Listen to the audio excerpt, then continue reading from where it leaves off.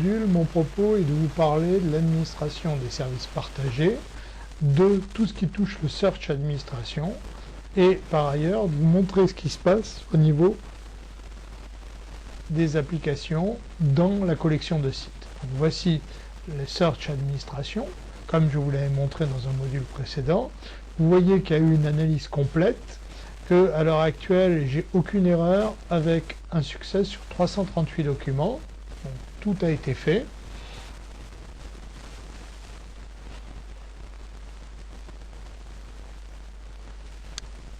Donc là, nous sommes sur la collection de sites et nous allons aller sur l'onglet Recherche.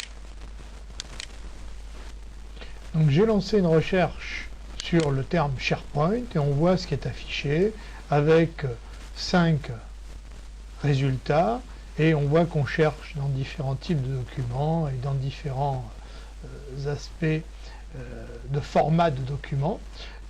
Si j'ai installé le e-filter, je chercherai dans le PDF. Si j'installe les autres e-filters, je pourrai chercher dans le DWG d'AutoCAD, etc., etc., ainsi que le TIFF.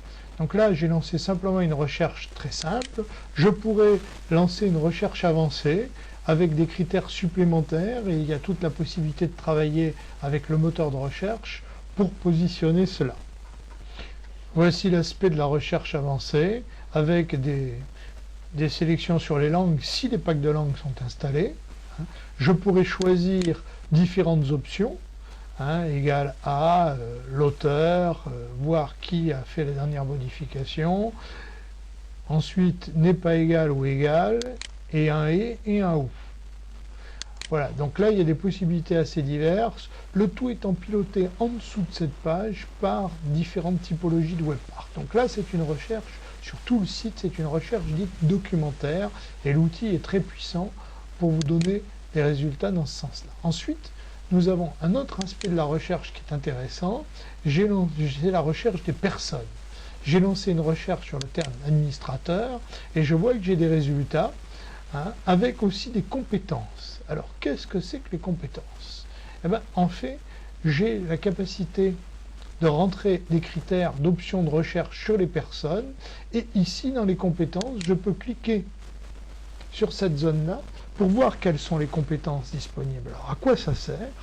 Ça sert en fait de rechercher quelqu'un qui a des compétences sur Moz, par exemple, et dans toute la société, c'est le réseau social qui va s'activer, et je vais pouvoir trouver des gens qui ont cette compétence et pouvoir bénéficier de l'optima de mon outil de recherche sur le réseau social.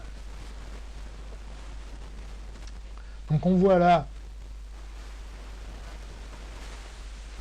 que le terme MOS a été mis dans les compétences, et ensuite, si je fais option de recherche, évidemment, je vais retrouver les personnes qui ont des compétences autour de MOS. Et donc là, on voit que quand j'ai rentré administrateur, skill MOS, je sors évidemment l'administrateur qui est là. Et si je reviens sur le mon site que je vous ai présenté dans un autre module, je vous avais indiqué qu'il fallait rentrer les compétences et différents critères dans le profil. Et vous voyez que le profil MOS est ici. Et donc on retrouve bien l'administrateur qui a un profil MOS en résultat dans les termes et les résultats de la recherche. Donc la recherche est un outil puissant qui permet de faire énormément de choses.